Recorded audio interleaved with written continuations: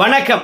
என்ன செய்தியை பார்க்க போறோம்னு கேட்டீங்கன்னா, திரிஷாவை இழுத்த நயனார் நாகேந்திரன் தமிழக அரசியல் களத்தில் இதுவரை நடக்காத அதிரடி சம்பவம், ஏன் அதிர்ச்சி சம்பவம் என்றே சொல்லலாம். ஸோ இந்த விஷயத்தை விரிவாக பார்க்கலாம். அதற்கு முன்பாக வழக்கமாக நான் வைக்கின்ற ஒரு வேண்டுகோள், இதுவரைக்கும் நம்ம சேனலை நீங்க சப்ஸ்கிரைப் பண்ணலனா சப்ஸ்கிரைப் பண்ணிக்கிட்டு சப்போர்ட் பண்ணுங்க. இப்ப நயனார் நாகேந்திரன் அவர்கள் தன் வாயிலிருந்து உதித்திருக்கக்கூடிய முத்துக்களை கேட்டுட்டு வாங்க. என்னை போல தனிச்சையா அரசியல் கட்சி ஆரம்பிச்சா அவங்களால தேர்தலில் போட்டியிட முடியுமான்னு சொல்லிட்டு சவால் விட்டுருக்காரு விஜய். பாவம், அவர் அனுபவமே இல்லாதவர். முதல்ல வீட்டிலேருந்து வெளியே வரணும். திரிஷாவிட்டிருந்து முதல்ல வெளியே வந்தால் தான் முதல்ல எல்லாமே நடக்க முடியும். இவர் அதாவது குடும்பத்தோடு நல்ல உறவு வைக்கணும், நல்ல தலைவர்கள் வழி நடத்தின இயக்கத்தை நல்ல முறையில் சொல்லணும். முதல்ல இதுல இருந்து வெளிவரணும். முதல்ல நயனார் நாகேந்திரன் அவர்கள் தப்பா பேசியிருக்கின்றாரா என்று கேட்கின்ற பொழுது, நயனார் நாகேந்திரனுடைய இயல்பு இது கிடையாது. எல்லோரையும் கண்ணியமாக பேசக்கூடியவர் தான். எதிரியா இருந்தா கூட அவங்க நல்லது செஞ்சா பாராட்டக்கூடியவர் தான் நம்ம நயனார் நாகேந்திரன். ஆனா அவரே திடீர்னு நம்ம விஜய் அவர்களை கண்டபடி விமர்சனம் பண்ணியிருக்கிறாரு, தனி மனித தாக்குதல் தொடுத்திருக்கின்றார். இது எதுக்காக இருக்கும் அப்படின்னு சொல்லிட்டு நான் நினைக்கிறேன்னா, அதிமுக, ஏன்னா நம்ம நயனார் நாகேந்திரன் அவர்களை பொறுத்த வரைக்கும் அதிமுகவில் இருந்தார், பழைய பாசம் விட்டு கொடுக்க முடியல. அதனால்தான் நயனார் நாகேந்திரன் அவர்கள் அதிமுகவையும் திமுகவையும் விஜய் அவர்கள் விமர்சனம் பண்ணுகின்ற பொழுது வார்த்தையை அதிகப்படியாக விட்டுட்டாரு. எப்படி நயனார் நாகேந்திரன் பார்த்தீங்கன்னா அதிமுக என்ற பழைய பாசத்தை விட்டு கொடுக்க முடியலையோ, அதே மாதிரி தான் கட்டின பொண்டாட்டி இருந்தாலும் பெத்த புள்ளை இருந்தாலும் திரிஷா என்ற பெண்மணியை விட்டுற முடியுமா? அதுவும் பழைய பாசம் அல்லவா? அதனால நம்ம நயனார் நாகேந்திரன் அவர்கள் அதை கோத்து பேசிட்டாரு. முதல்ல குடும்பத்தை விட்டு வெளியே வரணும்னு தான் சொல்றாரு. ஆனா என்ன நினைச்சாருன்னு தெரியல, திரிஷா விட்டு வெளியே வரணும் அப்படின்னு சொல்றார். ஒருவேளை குடும்பத்தில் இருந்தோம்னு வச்சுங்களேன், 1800 கவலைகள் இருக்கும். அதை விட நம்ம வெளியே போறதே மேலு அப்படின்னு சொல்லிட்டு ஒவ்வொரு ஆம்பளையும் வீட்டு விட்டு ஓடியாந்துருவான். ஆனா காதலியுடன் இருக்கிறாரு இல்லையா, கஷ்டம் தெரியல போல் இருக்குது. அதனால தான் வீட்டிலேயே முடங்கி கிடக்கின்றாரு. அதனால திரிஷா விட்டுட்டு வெளியே வரணும் அப்படின்னு சொன்னாரோ இன்னும் நமக்கு தெரியல. இல்ல 5000 ரூபாய் 5000 ரூபான்னு பேசிக்கிட்டே இருக்கிறானுங்கடா, என்ன வெளியே போனாவே போதும், 5000 ரூபாய் கொடுத்துட்டாங்க 5000 ரூபாய் கொடுத்துட்டாங்கன்னு சொல்லிட்டு பேசிக்கிட்டே இருக்கிறாங்க. அடிச்சு விடுவோம், நம்மளை பத்தி பேசட்டும், திரிஷா பத்தி பேசட்டும் அப்படின்னு சொல்லிட்டு இத்தனை ஆண்டு காலமாக கடுமையா பேசாதவர், தனிமன விமர்சனம் செய்யாதவர், இன்னைக்கு 5000 ரூபாயை திசை திருப்பதுக்காக இப்படி அடிச்சு விட்டுட்டாரோ அப்படின்ற ஒரு எண்ணம் இருக்கிறது.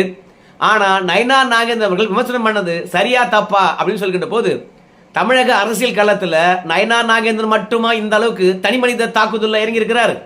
ஒன்னா சொல்லலாம். விஜய் அவர்கள் யார் மீதும் தனி மனித தாக்குதல் செய்யாத போது விஜய் எதற்காக தனி மனித தாக்குதல் செய்யணும்? அது நியாயமா? இப்ப திமுக காரனை பொறுத்த வரைக்கும் அங்க இருக்கக்கூடிய 200 ரூபாய் ஊப்பிகள் வாயை திறந்தாவே ஆவேசமாக தான் பேசுவாங்க. என்னது ஆபாசமாக தான் பேசுவாங்க, அது அவங்களுடைய வாடிக்கை. ஆனா விஜய் அவர்கள் இந்த அளவுக்கு ஆபாசமா பேசுனதே கிடையாது. அவரையே திடீர்னு இழுத்து விடணும் அப்படின்னு சொல்லி நீங்க நினைப்பீங்க. இன்னைக்கு விஜய் பற்றி பேசினாதான் ஊடகம் அதிக நேரம் பேசுது. சமூக வலைதளம் கூட விஜய் பற்றி பேசினாதான் விவாதம் நடத்துறாங்க. இந்த 5000 ரூபாய் விஷயத்தை திசை திருப்பணும்னா இந்த ஆயுதத்தை எடுக்கிறத தவிர வேற வழியே இல்லை அப்படின்னு சொல்லிட்டு கையில் எடுத்துட்டாரு போல இருக்குது தலைவர். அதனால்தான் திரிஷா தொடர்பாக கருத்தை தெரிவித்துட்டு இருக்கிறார். எனக்கு தெரிந்து இந்த வீடியோ எடுக்கிற வரைக்கும் நான் ஏன் அப்படி பேசினேன் அப்படின்ற விஷயத்துக்கு விளக்கம் அளிக்கல. ரெண்டாவது, இதுக்கு மன்னிப்பும் நம்முடைய நயனார் நாகேந்திரன் அவர்கள் கருத்து தெரிவிக்கவே இல்லை. ஆனால் இதுக்கு எதிர்ப்பு தெரிவிக்கிறாங்க தெரியுமா, அவங்கெல்லாம் யோகிய சிகாமணியா அப்படின்னு கொஞ்சம் நம்ம எல்லாம் பார்க்கணுங்க. இப்போ நயனார் நாகேந்திரன் அவர்களை பொறுத்த வரைக்கும் திரிஷா பத்தி தவறா பேசிட்டாரு, அது ஏற்றுக்கொள்ள முடியாதுதான். ஏன்னா அவருடைய அரசியல் வரலாற்றிலே, தமிழக அரசியல் களத்திலே இது வரைக்கும் அந்த மாதிரி பேசாத மனுஷன். ஆனா பேசிட்டாரு, அது தப்புன்னு நம்ம சொல்லிட்டோன்னு வச்சுக்கோங்களேன். ஆனா ஒரு விஷயத்த சொல்லிட்டு இந்த நயனார் நாகேந்திரனுக்கு எதிர்ப்பு தெரிவிக்கிறாங்க இல்லையா யோகிய சிகாமணி, அவர்களை பற்றி நான் உங்களுக்கு சொல்றேன். ஏன்னா விஜய் அவர்கள் பொது தளத்துக்கு வந்துட்டார். அவரை பின்பற்றக்கூடியவங்க ஒவ்வொருத்தரும் அவருடைய வாழ்க்கையும் பின்பற்றுவார்கள். விஜய் மாதிரி இருக்கணும் ஐயா அப்படின்னு சொல்லுவாங்க. ஆனால் விஜய் மாதிரி இருக்கணும்னு ஆசைப்படுற இளைஞர்களுக்கு விஜயனுடைய உண்மையான வாழ்க்கை வரலாறு தெரியணுமா இல்லையா? அவருடைய தனிப்பட்ட வாழ்க்கை எப்படி இருக்குன்னாவது தெரியணும் இல்லையா? அதை யாராவது ஒருத்தர் வெளியே கொண்டு வரணுமா இல்லையா? ரெண்டாவது, அரசியல் தளத்துக்கு வந்துட்ட பிறகு எல்லாவற்றையும் தான் விமர்சனம் பண்ணுவாங்க. தனிப்பட்ட வாழ்க்கை, ஊழல், ரெண்டாவது ஏமாற்றம், பொய் புரட்டு, அதுக்கப்புறம் அரசியல் தொடர்பான கருத்துக்கள் எல்லாவற்றையும் தான் விமர்சனம் பண்ணுவாங்க. எதையும் தான் விட்டு வைக்க மாட்டாங்க. ஏயா என்னுடைய வாழ்க்கையை மட்டும் நீ விமர்சனம் பண்ணலாமா அப்படின்னு சொல்லிட்டு யாராவது கேட்க முடியுமா? ஏன் நம்ம கலைஞர் அவர்களை இணைவி துணைவி என்று சொல்லிட்டு அவருக்கு இருந்த 3 சம்சாரங்களை பற்றி இன்னைக்கும் பேசலையா? எம்ஜிஆர் பற்றி பேசலையா? ஜெயலலிதா பற்றி பேசவே இல்லையா? அப்போதெல்லாம் எங்கே போச்சு இந்த நாகரீக அரசியல்? நம்முடைய நயினார் நாகேந்திரனுக்கு மட்டும் அப்படியே கொதித்து எழுந்து வர்றீங்க. பொதுத்தளத்துக்கு வந்துட்ட பிறகு எல்லாவற்றையும் தான் பேசுவாங்க. இதெல்லாம் எதிர்பார்த்து தான் நீங்கள் அரசியல் களத்துக்கு வந்திருக்கணும். அதனால் ஐயோயோ என்னை இப்படி பண்ணிட்டாங்களே. நயினார் நாகேந்திரன் அவர்கள் நாகரிகமாக பேசக்கூடியவராச்சு. தனி மனித தாக்குதல் தொடுக்க மாட்டார். ஏன் தனி மனித தாக்குதலுக்கு போனார்? தனிப்பட்ட வாழ்க்கையை தாண்டி அரசியல் ரீதியாக கொள்கை ரீதியாக பேசியிருக்கலாமே அப்படின்னு சொல்லிட்டு பல பேர் பார்த்தீங்கன்னா கதறாங்க. குறிப்பாக நம்ம அக்கா தமிழிசை தங்கப்பாண்டியன் அவர்கள் நம்முடைய நயினார் நாகேந்திரன் அவர்களுக்கு கண்டனத்தை பதிவு செய்திருக்கின்றார்கள். என்னடா இது, திடீர்னு திமுகவிடம் இருந்து அதுவும் தமிழிசை தங்கப்பாண்டியன் மூலமாக நயினார் நாகேந்திரனுக்கு எதிர்ப்பு இருக்குது அப்படின்னு சொல்லும் பொழுது, தமிழிசை தங்கப்பாண்டியனை பொறுத்த வரைக்கும் முக்குளத்தூர் சமூகம் பெண் தலைவர். இப்போ பெண்ணை பார்த்தீங்கன்னா அவமதித்து பேசி விட்டாராம் நம்ம நயினார் நாகேந்திரன். திரிஷா பற்றி திமுகவினர் பேசவே இல்லையா? மற்ற கட்சியினர் பேசவே இல்லையா? திமுகவினுடைய நட்சத்திர பேச்சாளர்கள் பேசவே இல்லையா? ஆனால் இன்னைக்கு அதே திரிஷாவை விமர்சனம் பண்ணுகின்ற போது நம்ம தமிழிசை தங்கப்பாண்டியன் அவர்கள் நம்ம நயினார் நாகேந்திரனுக்கு எதிராக பேசியிருக்கின்றார்கள். அக்கா கிட்ட ஒரு கேள்வி கேட்போம். ஏக்கா, கோயம்பேட்டில் நீ பொதுக்கூட்டம் பேசிட்டு இருந்த, உங்களுக்கு காவலாக பெண் காவலர்கள் நின்றுந்தாங்க. அந்த பெண் காவலரை திமுக காரனை இடுப்பு பிடிச்சி கிள்னா என்ன பண்ணிருக்கணும்? நீங்க ஒன்று மேடை விட்டு இறங்கி ஏண்டா எங்களுக்கு பாதுகாப்பாக வந்திருக்காங்க, நமக்கு பாதுகாப்பாக வந்திருக்கின்ற போது நம்ம கட்சிக்காரனே பெண் காவலருடைய இடுப்பை கிள்ளலாமாடா, இது நியாயமா அப்படின்னு அங்கேயே 4 சாத்திருக்கலாம். அப்படி இல்லையா, உடனடியாக தன்னுடைய எக்ஸ்தலத்தில் இன்னைக்கு நயினார் நாகேந்திரன் கேள்வி கேட்டிருக்கீங்கல்ல, அதே மாதிரி அன்னைக்கு தமிழ்நாட்டில் பெண்களுக்கு பாதுகாப்பே இல்லடா, அதுலேயும் பெண் காவலருக்கே பாதுகாப்பு இல்லடா, அதுவும் திமுக காரனாலே பாதுகாப்பு இல்லடா அப்படின்னு குறைந்தபட்சம் ஏதாவது ஒரு எதிர்ப்பை பதிவு செய்தீர்களா? பெண் காவலருக்கு இப்படி நடந்து போச்சு என்ற தகவலாவது நீங்க சொன்னீங்களா? இன்னைக்கு என்ன சொல்றீங்க? இந்தியாவை மத்தியிலிருந்து ஆளக்கூடிய பாரதிய ஜனதா கட்சியினுடைய மாநில தலைவர் இப்படி தரம் தாழ்ந்து பேசலாமா? அவருக்கு கண்ணியம் வேண்டாவா அப்படின்னு அக்கா ட்வீட் போட்டு நம்முடைய நயினார் நாகேந்திரன் கிட்ட கேள்வி எழுப்பி இருக்கின்றார்கள். கண்ணியத்தை பத்தி யார் பேசணும்னு நமக்கு தெரியல பத்தியாக்கா. ஆனா நம்முடைய நாஞ்சில் சம்பத்து அந்த ஆளு யாரையாவது ஒருத்தரை தரைக்குறைவா பேசாம இருந்திருக்காரா?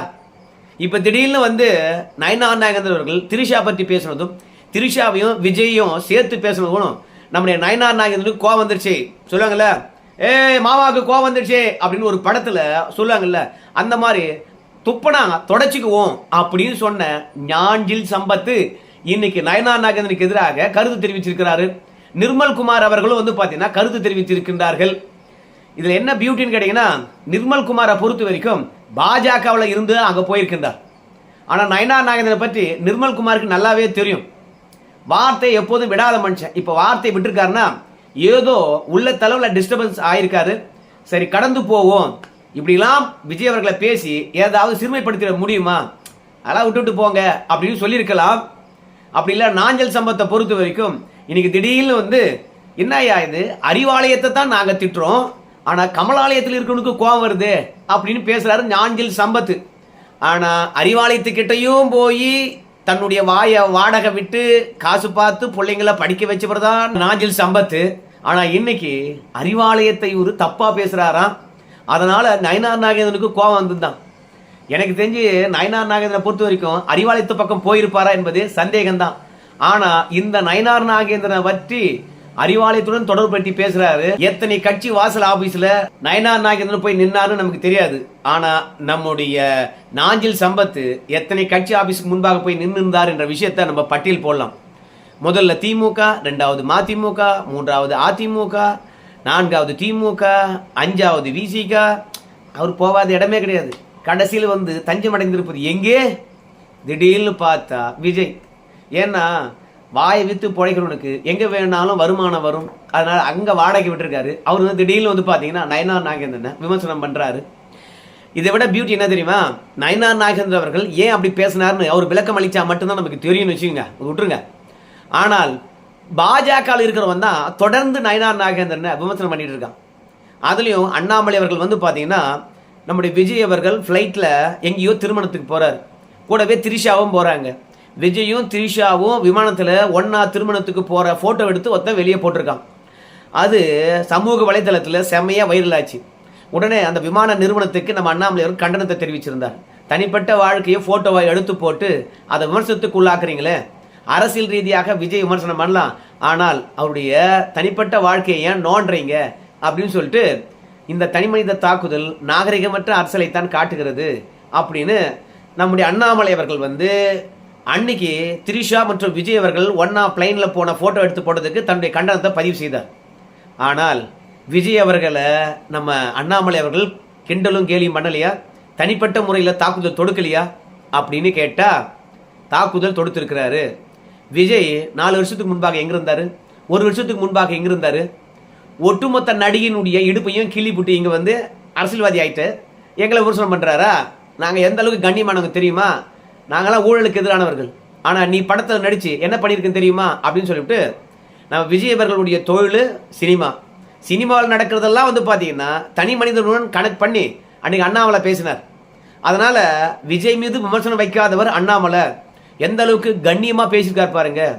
ஆனால் தகரத்துக்கும் தங்கத்துக்கும் இதான் வேறுபாடு அப்படின்னு பாஜகவினரே வந்து பார்த்தீங்கன்னா நயனார் நாகேந்திரன் மீது இருக்கக்கூடிய வன்மத்தின் காரணமாக திரிஷா பற்றி தப்பாக பேசிட்டாரு அப்படின்னு சொல்லிட்டு பிஜேபிக்காரங்களே வந்து பார்த்தீங்கன்னா பல பேர் நயனார் நாகேந்திரனுக்கு எதிராக பேசியிருக்காங்க.